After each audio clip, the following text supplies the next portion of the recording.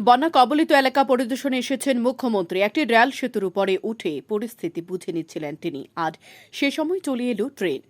বিজয় Warner বন্যা কবলিত মথুরা নগর পরিদর্শনের সময় অল্পের জন্য ট্রেন দুর্ঘটনা এড়ালেন অন্ধ্রপ্রদেশের মুখ্যমন্ত্রী এন চন্দ্রবাবু নাইডু। শুধু দুর্ঘটনা এড়ালেন বললে ভুল হবে, ট্রেন থেকে রক্ষা পেয়েছেন। আচমকা আসা ট্রেনটিকে নিয়ে আশপাশের অধিকাংশ মানুষই উদ্বিগ্ন হলেও এতটুকু বিচলিত হতে দেখা গেল না অন্ধ্রের মুখ্যমন্ত্রীকে। তাঁকে অবশ্য আগলে রাখলেন তার নিরাপত্তা রক্ষীরা। অনিশ্চয়তায় ভরা জীবন, ভবিষ্যৎ সুরক্ষিত রাখলে বীমার প্রয়োজন। এবার বীমা নিয়ে বড় সিদ্ধান্ত নিতে চলেছে সরকার। স্বাস্থ্য ও জীবন বীমায় কমতে পারে জিএসটির বোঝা। জিএসটি কাউন্সিলের বৈঠকে এই সিদ্ধান্ত নেওয়া হতে পারে, এমনটাই সূত্রের খবর।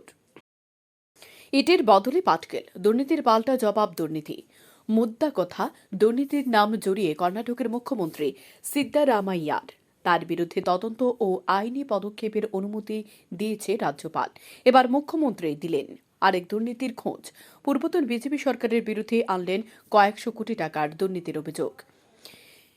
কোভিডকালে রাজ্যের বিপুল আর্থিক দুর্নীতি হয়েছিল বলে অভিযোগ তুললেন ইয়েদুরাপ্পা। একাধিক নথিও উত্থান করেছেন বলে দাবি করেছেন মুখ্যমন্ত্রী। আরজিকর কাণ্ডের এক মাসও হয়নি তিলোত্তমার বিচারের দাবিতে যেখানে লক্ষ লক্ষ মানুষ প্রতিনিয়ত সুর চড়াচ্ছে, সেখানে দেশের বিভিন্ন কোণে এখনও নির্যাতনের শিকার হতে চলেছে মহিলারা। ফের ভয়ঙ্কর এক ধর্ষণের ঘটনা সামনে এলো।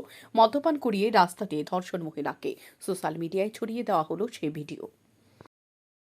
সিপিআইএমের সাধারণ সম্পাদক সীতারাম ইয়েচুরির শারীরিক অবস্থার অবনতি। বৃহস্পতিবার রাতে তাঁকে দিল্লি এইমস হাসপাতালে ভেন্টিলেটরে স্থানান্তরিত করা হয়েছে বলে সূত্রের খবর। দিন কয়েক আগে ফুসফুসে সংক্রমণ নিয়ে এইমসে ভর্তি হয়েছিল এই সিপিআইএম নেতা।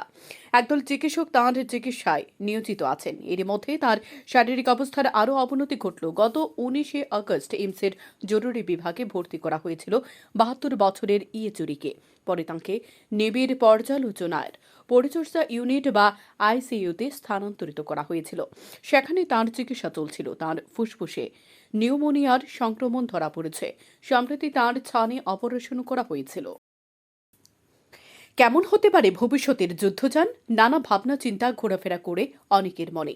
আর্মির ভাষায় কিন্তু একে বলে ফিউচার রেডি কমব্যাট ভেহিকলস বা এফআরসিভি। সহজভাবে বলতে গেলে আমরা এখন যেসব ব্যাটল ট্যাঙ্ক দেখি তারই অনেক উন্নত সংস্করণ ভারতীয় সেনার হাতে আসতে চলেছে। এরকম প্রায় 1800 ভবিষ্যতের যুদ্ধযান, খরচ প্রায় 60,000 কোটি টাকা।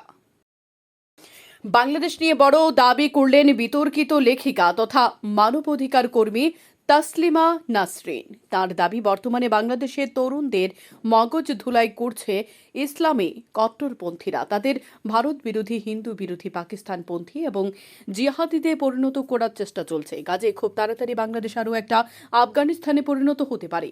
সংবাদ সংস্থা পিটিআইকে একটি সাক্ষাৎকারে দিয়েছেন তাসলিমা। সেখানে তিনি জানিয়েছেন, যাকে তিনি ছাত্র দলের আন্দোলন মনে করছিলেন তা আসলে ছিল মৌলবাদীদের চক্রান্ত।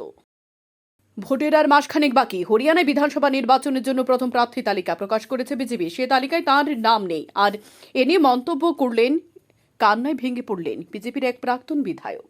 কাঁদতে কাঁদতে শশী রঞ্জন পারমার নামে ওই বিজেপি নেতা প্রশ্ন করলেন, এখন তিনি কি করবেন? ভরা সভা, দলের সর্বোচ্চ নেতৃত্ব রয়েছে সেখানে, খোদ মুখ্যমন্ত্রী উপস্থিত। সে সভাতে অন্যান্য মেজাজে দেখা গেল এক বিজেপি নেতাকে। আসন্ন বিধানসভা নির্বাচনে টিকিট না পেয়ে অভিমানী হয়ে মুখ্যমন্ত্রী নয়ব সিং সাইনির সঙ্গে হাত মেলালেন না হরিয়ানার ওবিসি মোর্চার নেতা তথা প্রাক্তন মন্ত্রী করণদেব কাম্বোজ। হরিয়ানার বিধানসভা ভোটে আসন সমঝোতা নিয়ে আলোচনার মধ্য দিয়ে দিল্লির আম আদমি পার্টি অর্থাৎ আপতে ভাঙন ধরালো কংগ্রেস। শুক্রবার অরবিন্দ কেজরিওয়ালের দলের বিধায়ক তথা প্রাক্তন মন্ত্রী রাজেন্দ্র পাল গৌতম সামিল হলেন রাহুল গান্ধী মল্লিকার্জুন খড়গের শিবিরে। এআইসিসির সাধারণ সম্পাদক কেসি বেণুগোপালের উপস্থিতিতে কংগ্রেসে যোগ দেন তিনি।